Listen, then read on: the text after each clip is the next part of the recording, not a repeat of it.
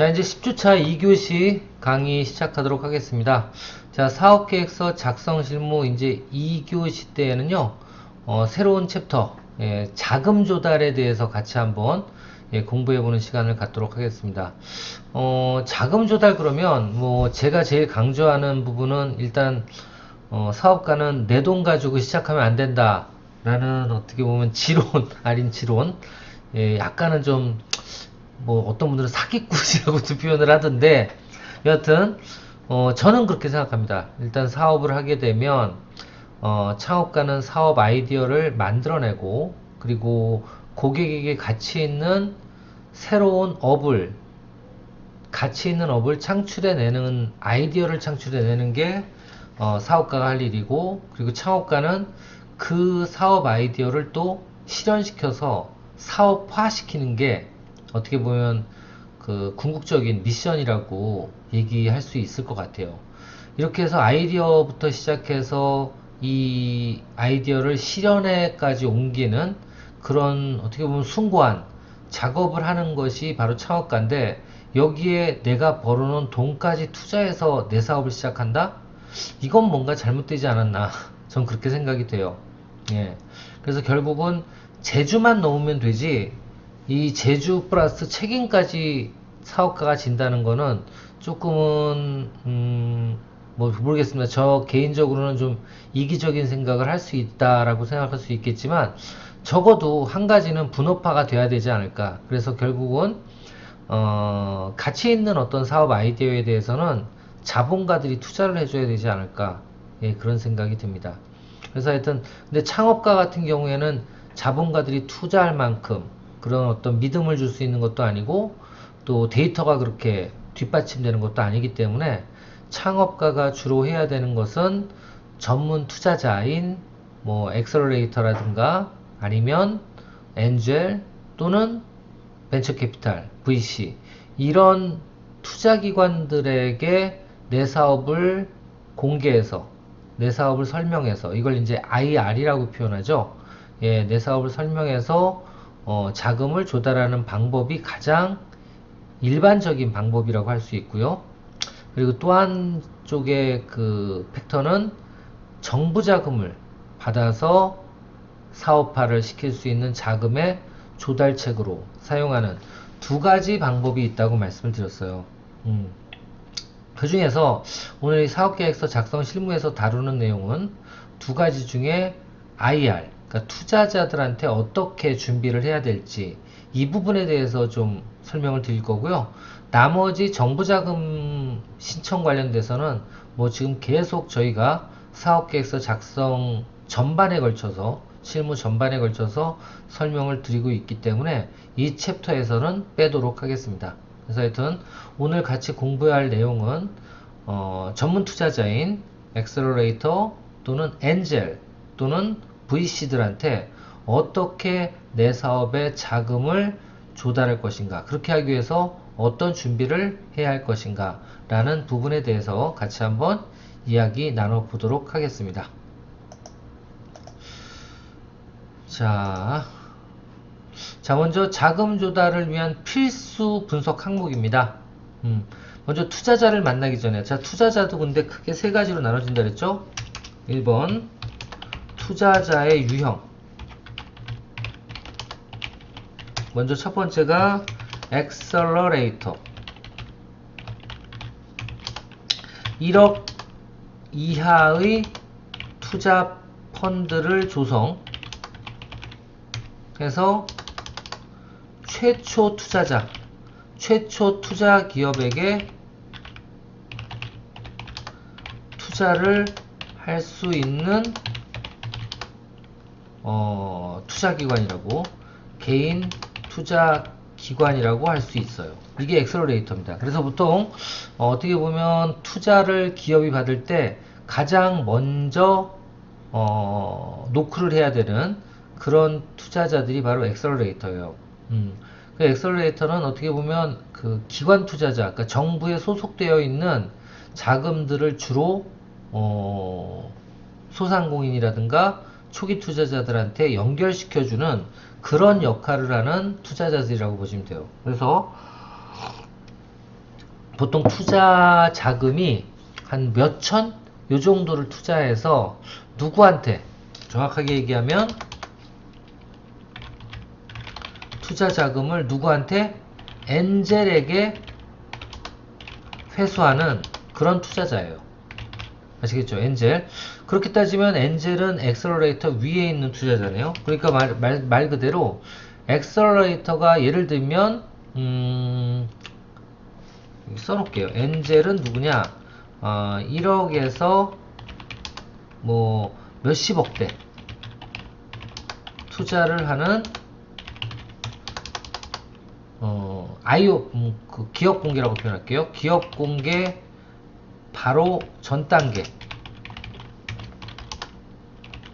기업에게 주로 투자하는 투자기관이라고 보시면 돼요. 그래서 보통 엑셀러레이터가 투자를 예를 들면 5천만원 정도 지분이 있는 회사에 예를 드는 거예요. 1,000만원 정도를 투자를 했어요.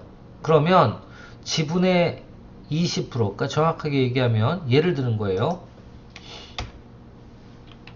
예를 들면 투자 자금 최초 투자 자금이 5천만원인 회사에, 계산하기 편하게 4천만원 회사라고 볼게요. 4천만원인 회사에 엑셀러레이터가 1천만원을 만약에 투자한다. 그럼 뭐예요? 1대1로 따지면 자본금의 20%, 그러니까 주식의 20%를 누구한테 줘야 돼요? 20%를 엑셀러레이터한테 줘야 되겠죠? 근데 만약에 2배수 투자를 했다 그러면, 그러니까 2배수 투자라는 거는 돈을 대비해서 2배의 투자를 인정해 주는 거예요. 그러니까 결국은 1,000만원을 투자해도 500만원만 투자한 걸로 인정을 하는 거죠. 그럼 어떻게 돼요? 주식의 10%를 지분으로 확보. 어떨 때? 2배수 투자일 때. 그쵸? 자, 그러면 예를 들면 2배수 투자를 해서 지분을 확보했다.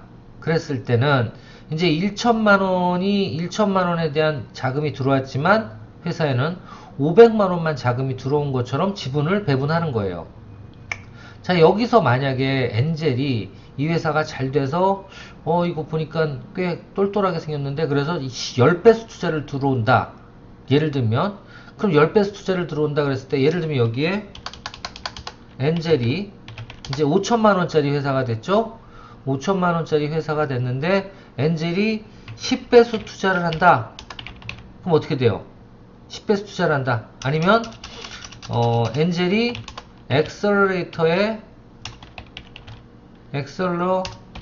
엑셀러레이터에게 해당 지분 10%를 매수했어요. 얼마로?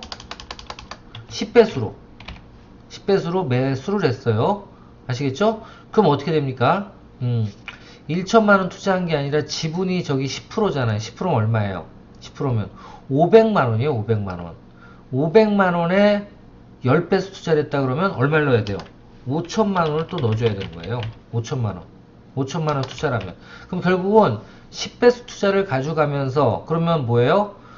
그 파운더, 경영주는 계속 90%의 지분을 가지고 있으면서 어떻게 되는 거예요? 엔젤한테 받은 5천만원까지 합쳐서 회사의 자본금은 얼마가 된다?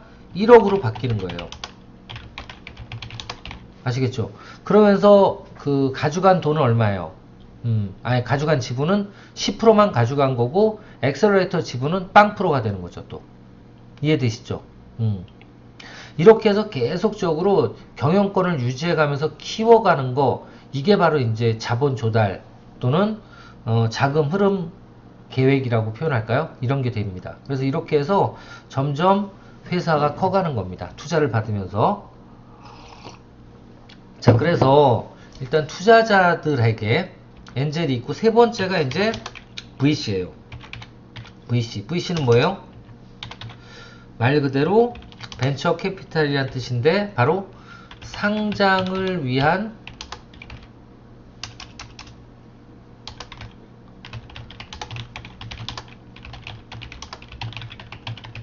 기업 공개를 위해서 투자를 하는 기관이고요. 보통 몇백억대로 투자를 합니다. 아시겠죠? 이렇게 투자를 하는 게 VC예요. 결국은 VC가 투자가 되면 어떻게 됩니까? 기업이 공개되고 이제 일반 개미들, 쉽게 얘기하면 일반 투자자들이 그 회사의 주식을 공개적으로 어디서? 시장에서 사고 팔 수 있는 겁니다. 주식시장에서.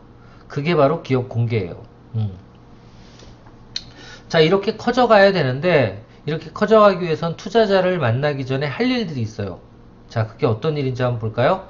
일단 첫 번째로는 두 번째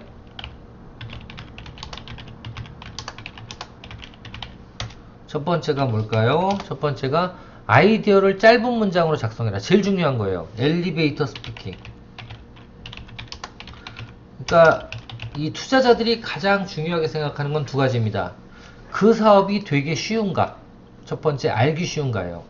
누구든지 어렵게 설명을 해서 한참 동안 그 내용을 이해를 시켜야지만 그 사업이 무엇인지 알고 그 제품이 무엇인지 안다면 그거는 성공할 가능성이 없다. 특히 이익을 발생시킬 가능성은 없다라고 투자자들은 생각합니다. 왜? 고객들은 제품을 구입할 때 절대 몇십 초, 몇 분 동안 생각 안 하거든요.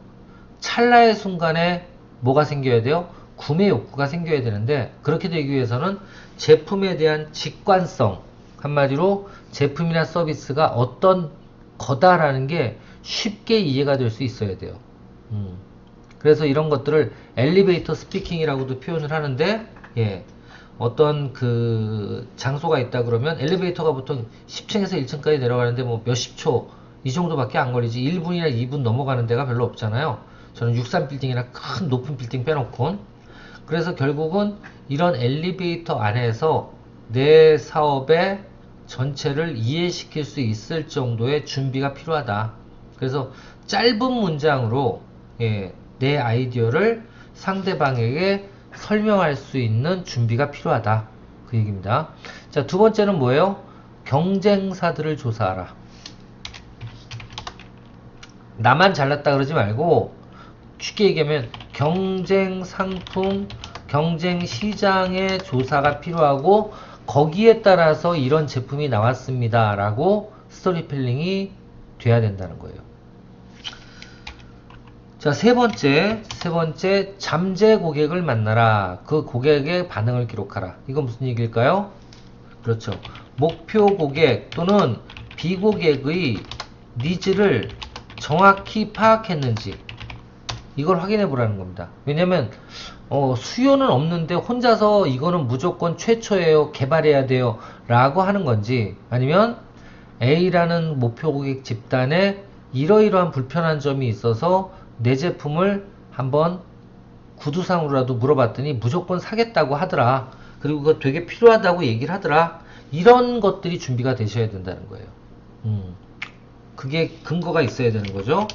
자, 네 번째로는 친구나 가족이나 지인에게 내 사업의 핵심, 엑기스를 한번 전달시켜서 이해시켜 봐라. 아시겠죠? 지인이나 가족에게 사업 모델을 이해시켜 봐라. 금방 되는지, 예, 엘리베이터 스피킹을 해보고 이해를 하는지, 더 나아가서는 그 사업에 대한 반응이 어떤지, 어떻게 생각하고 있는지, 이런 부분들에 대해서 확인을 해볼 필요가 있다라는 겁니다. 자, 그 다음 다섯 번째, 선배, 특히 성공한 선배라고 할게요. 성공 선배 기업가의 투자 경험을 들어라. 어떻게 돈을 땄는지, 돈을 투자 받았는지 이 부분에 대해서 얘기를 꼭 들어봐라.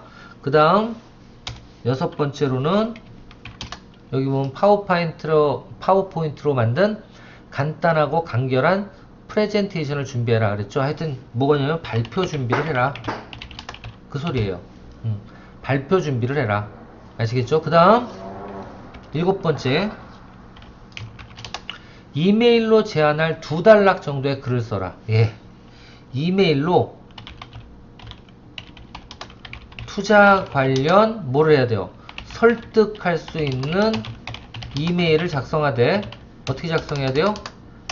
짧게 2단락 이하로 작성해라. 저는 이 부분이 되게 마음에 와닿는 게 뭐냐면요. 요즘엔 투자자들도 바쁘고 고객도 바쁘고 다 바빠요. 그죠? 그래서 이런 요즘에 유행하는 쇼츠 같은 경우에도요. 제가 얼마 전에 그 쇼츠 관련된 그 플랫폼사 매니저하고도 통화를 했는데 30초를 넘기지 말라 그러더라고요. 고객은 그렇게 시간이 많지 않다는 뜻이에요. 저는 한 1분 정도의 동영상으로 조금이라도 내용을 넣다 보면 1분이 넘어가는데 이렇게 해서라도 내가 전달하고 싶은 내용들을 동영상에 넣고자 했는데 그 SNS 플랫폼을 담당하고 있는 매니저는 그렇게 얘기 안 하더라고요. 쇼츠 짧은 동영상은 30초 이내가 더 좋고 거꾸로 1초라도 그 내용을 전달할 수 있으면 짧으면 짧을수록 좋다고 얘기를 하더라고요. 그만큼 임팩트가 있는 게 더 중요한 거지 구구절절이 떠드는 게 결코 중요하지 않다. 그렇게 얘기하더라고요. 그래서 요 이메일로 한 2단락 정도의 글을 만들어 봐라. 되게 중요한 얘기입니다. 그리고 8번째 엔젤을 찾아라 라고 되어 있는데요. 그러니까 나만큼 좀 작은 투자자들을 찾아라. 내 기업에 투자할 수 있는 그렇게 되는데요. 지금 같은 경우에 엔젤을 찾아라가 아니라 뭐예요? 엑셀을 찾아라. 더 작게 투자할 수 있잖아요. 몇 천만 원. 그죠? 그래서 이 8가지가 뭐다? 투자자를 만나기 전에 해야 될 일들이다. 라고 이해하시면 될 것 같습니다. 자, 세 번째. 그러면 기업가는, 그러니까 창업가는 반드시 돈을 투자해야 되는가? 저는 뭐라 그랬습니까? 절대 내 돈은 원래 내놓지 않는 거다. 사업가는 뭐만 한다? 아이디어와 재주를 넣는 거다 라고 계속 말씀드릴게요. 그러면 결국은 돈은 누가 내야 되는 거예요? 여기 써있죠. 아무도 투자할 사람이 없어서 내 돈을 투자할 정도면 사업은 시작하지 말아야 된다. 왜? 지인이나 가족이나 투자자를 설득 못했는데 그걸 어떻게 고객을 설득해서 돈을 벌 생각을 해요? 그죠? 그 사업이 잘 될 것 같다라고 적어도 투자자 중에 한두 명이라도 얘기를 해서 투자를 받을 수 있는, 왜냐면 잘 될 것 같으면 투자는 들어오거든. 근데 안 될 것 같으니까 투자를 안 하는 거거든요. 그런 거를 굳이 내 돈을 내서 한다? 저는 그렇게 생각해요. 만약에 10명한테 얘기해서 10명이 다 투자해 준다 그랬으면 그런 사업은 내가 해도 돼. 투자를. 근데 남들이 다 투자 안 하겠다 그러는데 나는 무슨 배짱으로, 난 아이디어 낸 것만 해도 지금 머리 아파 죽겠는데 내가 그 일을 해서 그 책임까지 내가 져야 된다고? 그럼 안 하지. 재미없어서. 그쵸? 그래서 이런 부분 되게 중요한 부분입니다. 2번째, 사업 가치를 공유하고 인적 네트워크 또는 재정적 지원을 할 파트너는 사업의 가장 큰 성공 요소이다. 결국은 사업 자금 조달과 관련된 전문가가 내 회사에 있거나 내 주변에 있어야지 사업 성공 확률은 높아진다. 그 소리입니다. 그래서 보통은 세 번째,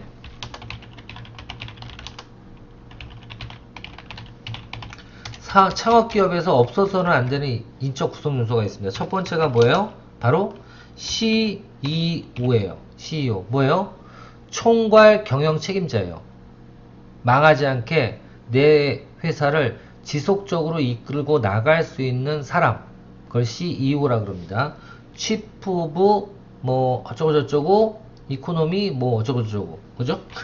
2번째가 CFO예요. CFO는 이거는 최고 경영자고요. 2번째 CFO는 이게 뭐예요? 파이낸셜이라는 뜻이죠. 최고 자금 책임자, 자금 조달 책임자, 그렇게 봐도 돼요. 이 CFO가 꼭 있어야 되는 거예요. 그리고 제일 중요한 기술이 CTO인데 이게 이쪽 경영 상업 쪽에선 제일 마지막 최고 기술 책임자. 이렇게 해서 경영, 자금, 기술 요 세 가지가 3대 인적 구성 요소고 회사가 발전하기 위해선 기술도 중요하지만 경영이 더 중요하고요. 경영을 하려면 뭐가 있어야 돼요? 자금이 있어야 되는데 그 자금이 바로 CFO다. 그래서 세 가지, 세 명의 전문가들이 분명히 회사에는 존재해야 된다 라는 겁니다. 그래서 이런 것들도 뭐 알아두셔야죠. 집을 저당좌표 자금을 조달하지 말고, 퇴직연금이나 적금을 창업에 이용하지 말고, 자녀 교육에 필요한 적립금도 깨지 말아라. 창업을 하기 위해선 남의 손을 필요로 해야지 내가 책임지고 뭐든지 하면 안 된다. 그리고 부모, 형제 또는 가까운 친척, 가족은 아니에요. 우리 가족, 일촌 말고 이런 분들에게 도움을 청하거나 아니면 내 사업에 타당성이 있는지 물어봐라. 그 뜻입니다.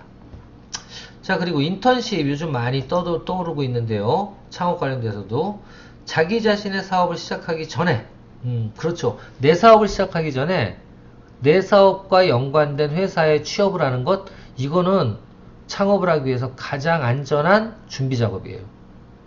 저는 빵집을 하려면 빵집 파티쉐가 돼보거나 아니면 빵집에서 사람들 고객 관리라는 고객 그 캐시어가 되거나 뭐든지 해보라고 해요. 그렇게 해봐야지만 거기서 아이디어가 안 나오면 내 상사, 사장님이 하는 어떤 사업에서 이거보다 난 이렇게 하면 더 좋을 것 같은데 라는 아이디어가 안 나오면 절대 그 업종은 창업하지 마라. 전 그렇게 얘기합니다. 그리고 경험을 통해서 더욱 발전할 수 있는 아이디어가 떠오르면 그때 동업자 또는 조력자를 찾아라. 그렇죠. 예. 그리고 실패할 경우에는 대비책을 마련해라. 결국은 취업은 뭐를 위해서 하는 거다? 창업을 준비하기 위해서 해당 관련 업종 창업을 하는 게 가장 바람직하다라는 겁니다.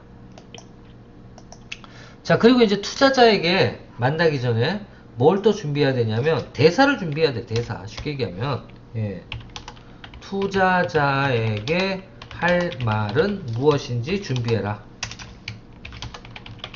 아시겠죠? 자, 투자자에게는 언제나 뭐 정중하고 당연한 거지 뭐. 단 질문이 있으면 가차없이 날카롭게 질문을 할까. 이렇게 주눅이 들어있으면 안 돼요. 당당해야 되고, 그리고 그러면서도 거짓말 치지 말고 진실된 얘기들만 해나가시는 게 중요하다. 그래서 여기 나오는 이 질문도 있죠. 이런 거래나 협상을 하신 경우가 있습니까? 관심이 있냐 이거예요. 이 업종에. 두 번째, 첫 해에 어떤 성과를 내셨습니까? 예, 투자자에게 물어보는 거죠. 왜? 투자자가 잘 투자해주면, 투자자가 진짜 눈이 있다면 거꾸로 내 사업이 될지 안 될지 확인해주고 잘 될 것 같으면 투자를 할 거고 안 될 것 같으면 어떻게 해요? 조언을 해주겠죠. 그래서 저는 투자를 못 받았다? 그럼 거기서 미안해요, 알았어요, 잘못했어요 라고 나오는 게 아니라, 그리고 서운해요 이럴 게 아니라 왜 내 아이템에 대해서 투자를 하지 않는지를 정확하게 물어볼 필요가 있습니다. 아시겠죠? 그래서 여기 나와 있는 것처럼 이 프로젝트에 어떠한 이익을 거두시길 바랍니까? 이거 되게 중요한 얘기예요. 너 욕심이 어디까지야? 투자한 다음에 배당을 얼마나 받을래? 그리고 만약에 배당을 안 받고 회사가 망하면 어떻게 해주면 좋을까? 이거 다 물어봐야 돼요. 그 다음 이런 유형의 사업에서 당신의 투자 성공 확률은 어느 정도 되십니까? 이게 높으면 높을수록 뭐야? 내 거에 투자만 되면 게임 끝나는 거잖아. 그죠? 그래서 이런 것들로 거꾸로 배우셔야 돼요. 투자자한테 가서 준비할 게 뭐예요? 투자자에게 사업 타당성과 그리고 성공 가능성 꼭 물어보셔야 돼요. 아시겠죠? 이거 꼭 물어보셔야 됩니다.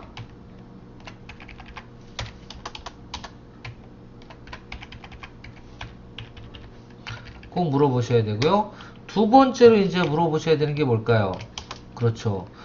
투자자에게 배당이라든가 배당 또는 뭐라고 표현할까요? 이익의 목표는 어느 정도 되는지 물어봐 주실 필요가 있습니다. 그리고 가장 중요한 거 단도직입적으로 투자하실 건가요? 물어보셔야죠. 그죠? 이것도 물어봐야 되고요. 그리고 만약에 네 번째, 투자하지 않는다면 이유는 뭔지 이것도 꼭 물어봐 주셔야 돼요. 그쵸? 그래서 이런 부분들을 물어보고, 그리고 마지막으로 투자자의 경험도 물어봐야 돼요. 얼마나 투자해서 성공했는지. 이런 부분들 신경을 쓰셔야 된다라는 거고요. 투자자에게 질문할 세 문항, 이거 외에도 뭐뭐시 나는 이 상품이 이러이러하리라 생각하고 있습니다. 우리는 이 사업을 위해 이 정도가 투자되어야 한다고 생각합니다. 그렇죠. 여기에 또 뭐? 6번 투자 조건 및 투자 금액 물어봐야 돼요. 얼마 정도 투자할 건지. 그리고 상대방의 반응을 부정적이라도 무엇이 잘못인가요? 라는 질문은 하지 말고 다른 투자자를 찾아라. 오케이. 그리고 마지막으로 또 하나 7번 만약 투자 실패 시 어떻게 한다? 다른 투자자를 소개 요청을 해주세요. 그러니까 무슨 얘기냐면 투자자들은 투자자들끼리 또 뭉쳐 있어요. 그러니까 나한테 투자를 안 했더라도 이분이 그분한테 정중하게 알겠습니다. 일단 왜 투자를 안 하시는지 여쭤봐도 될까요? 라고도 물어봐야 되고요. 두 번째, 그렇게 했을 때 특별한 대답이 없다, 아니면 특별히 거둘 게 없다 라고 하면 마지막으로 꼭 물어봐야 되는 게 이 제품이나 이 서비스를 투자할 만한 분을 그럼 소개시켜 주실 수는 없을까요? 라고 물어보세요.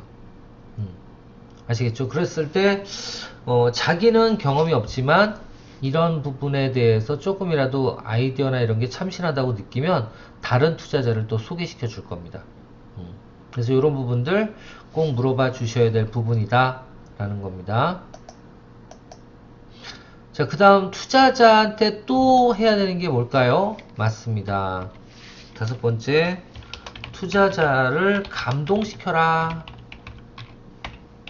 예, 이렇게 하기 위해서는 어떻게 해야 돼요? 그렇습니다. 나의 사업 관련된 경험도 얘기를 해야 되고, 왜 그래야지 안전하다고 생각할 거 아니에요? 또는 창업팀의 경험도 어필을 해야 될 거고요. 그리고 미래 시장을 예측하는 전문적 지식이 있어야 된다 라는 것도 아셔서 내가 미래 예측을 어떻게 하고 있다 라는 것도 표현을 해야 될 것 같고요. 그리고 라이프 사이클 되게 중요해요. 나와 유사한 사업들이 지금 다 성공하고 있어요. 이거 되게 투자자들한테는 안정적인 투자라고 생각됩니다. 그러니까 예를 들면 투자자들이 그런 버릇이 있어요. 재작년에 새벽 배송이 갑자기 유행했어요. 마켓 퀄리티 때문에. 그러다 보니까 어떻게 돼요? 로켓 새벽 배송도 무조건 투자를 받았고 여러 가지 새벽 배송들이 다들 업체들이 다 투자 받았어요. 왜? 그거 하려면 시설도 갖춰야 되고 하기 때문에 투자를 받아야 되는데 마켓 권리가 빵 터져버리니까 어때요? 다른 투자자들이 다 자, 두 번째로 이런 거 어디 있을까 또 이런 사업? 라고 찾기 시작하거든요. 그럴 때 해당 사업을 빨리빨리 만드시는 것도 나쁘지 않습니다. 자, 그렇게 보시면 되고요. 투자자 입장에서는 어떤 점이 궁금할까요? 투자자 입장에서는 일단 유사 제품이 성장기인가? 이거 아까 좀 전에 말씀드렸죠. 제일 중요해요. 라이프 사이클상 동종 업종이 성장기인가? 두 번째, 기존 제품과 얼마나 많은 차별화가 있는가? 또 이 차별점이 남이 쉽게 따라올 수 있는 건가? 아니면 독점적인 건가? 그 다음 당연히 투자자들은 수익이 어느 정도 발생이 되는지 그리고 고수익인지 확인하려고 그러겠죠. 그리고 이 투자를 받는 놈이 나한테 책임감은 확실하게 있을까? 지 돈 아니라고 펑펑 쓰고 망했다 그러진 않을까? 이 부분에 대한 확실한 확신이 있게 만들면 투자가 들어옵니다. 그러니까 예를 들면 남의 돈이라고 생각하지 않고 내 돈이라고 생각하고 진짜 아껴 쓰거나 열심히 사업을 일궈낼 만한 어떤 그 열정이 있는가 되게 중요한 부분이에요. 아시겠죠? 그리고 특히 투자자는 투자한 비용을 얼마나 빨리 그리고 많이 지속적으로 액실을 시킬 수 있는가, 예, 내 돈으로 다시 회수될 수 있을까, 이 부분이 가장 중요한 거겠죠, 투자자들은. 예, 그래서 이런 부분들에 대해서 목구멍을 살살 가려운 데를 긁어주면 투자를 받을 수 있다라는 겁니다. 그래서 이런 IR 투자 설명회에 꼭 들어가야 되는 내용입니다. 첫 번째, 투자, 이거 되게 중요한 부분이에요. 자, 이거 마지막 6번 IR 투자 설명회에서 꼭 들어가야 하는 내용 어떤 게 있어요? 첫 번째, 투자 회수 기간, 두 번째 투자비 대비 수익성, 배당 같은 거 이런 거, 세 번째 수익률, 네 번째 만약 폐업 시 대책 아니면 실패 시 대책, 어떻게 그 투자자들을 보호할 건지, 그리고 마지막으로 5번 각종 뭐라고 표현하죠? 옵션. 예를 들면 여기에는 전환사채, 이것도 대책이 하나 들어갑니다. 그러니까 예를 들면 내가 돈을 배당을 못하게 그렇게 못 벌었을 때는 지금 투자한 것을 빚으로 인정해 줄게, 한마디로 갚아야 되는 부채로 인정해 줄게. 그게 바로 전환사채예요.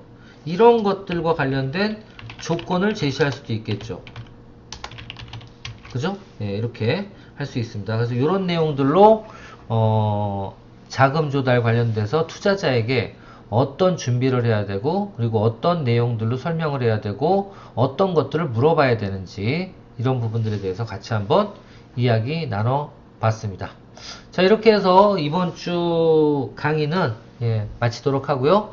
또 건강한 모습으로 다음 주에 뵙도록 하겠습니다. 감사합니다.